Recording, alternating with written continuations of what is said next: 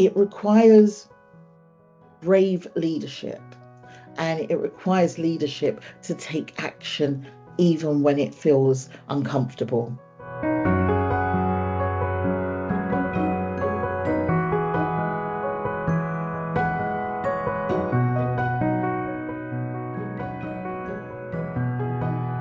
So I think one of the biggest challenges is about moving beyond the surface level of commitments. I think it's like so easy for us to put out statements about DE&I, diversity, equality, or equity and inclusion, or hire a consultant, or have one-off trainings that celebrate diversity in its marketing campaign. But there's something much more about that. I think it's about shifting the power and making sure it's about real inclusivity and redistributing resources. And it would have to be about embedding equity into every aspect of the business. You know, true inclusion for me is about when we start listening, and I mean really listening, active listening to people when they're marginalized, when they're vulnerable, when they're discriminated, when they're victimized. It requires brave leadership, and it requires leadership to take action even when it feels uncomfortable. So this word intersectionality, I think that it's used so much, and I want to just make clear that intersectionality is not a buzzword or a synonym for diversity. It really is a necessity. I guess it's about those compounding factors of oppressions that exist, and it means that there has to be an understanding to people's experiences of discrimination, because discrimination is not a singular way and an outlook of how we see things.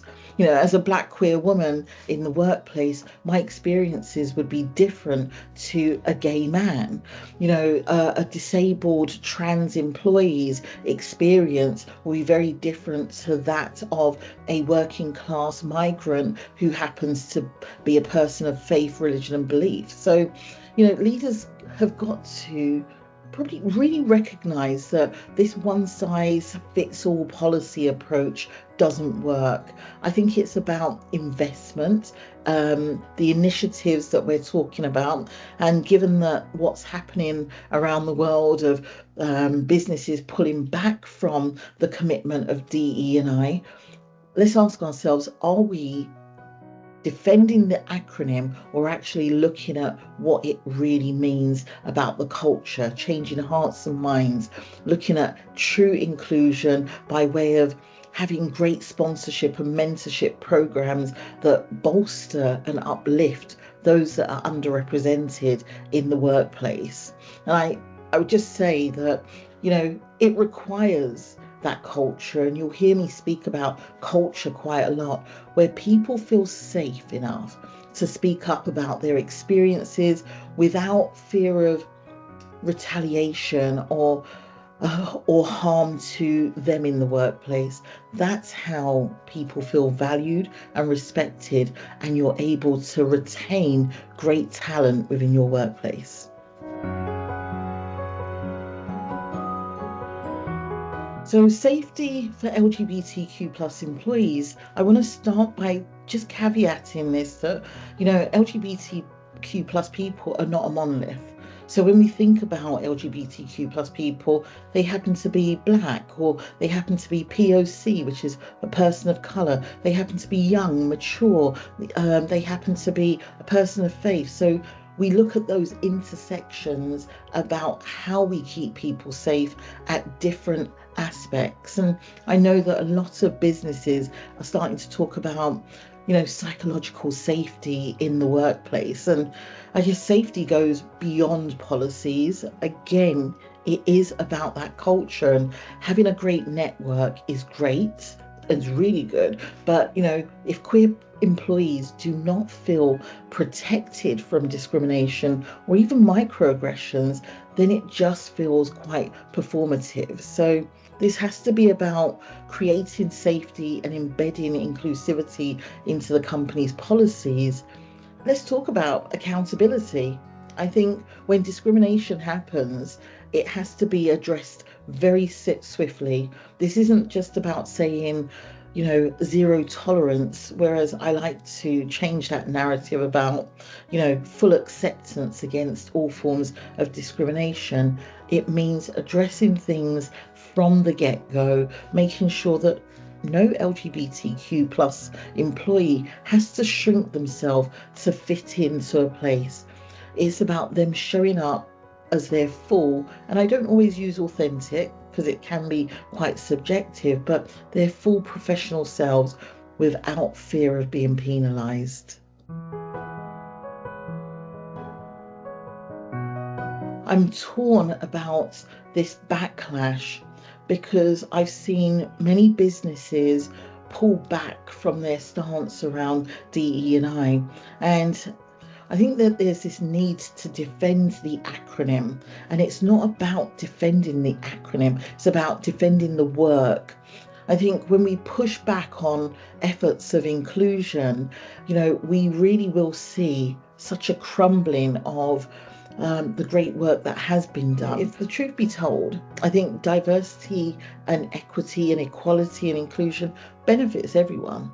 Companies that have inclusion at the heart of what they do perform better, and that's a known fact. They attract the top talent, they create workplaces which feel innovative. It's not just about them surviving, but it's also about them thriving. And I think those that are resisting the D&I agenda are doing it to protect boundaries, but if they're holding back, you're going to see, I guess, a dissemination and the cards falling down. I think that, leaders, and I always highlight leaders because those are the ones who have the power to change things and the influence. I would just say keep the pressure on and reaffirm your commitment to diversity, equity, and inclusion. You can ensure that your workplaces feel smarter, feel linear, feel a sense of purpose in what you're doing. Just remember what side of history, her story, or even their story you want to be on.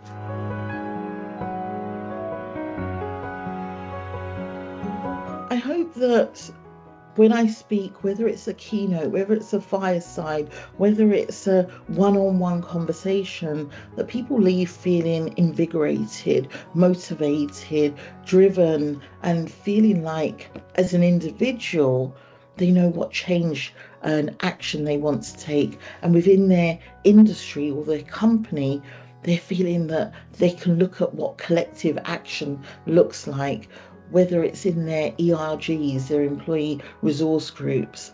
But more importantly, it's, for me, knowing that you're walking away with tangible actions, a way to strategize, to organize, to mobilize, to create a theory of change that is all underpinned by the values that you've set.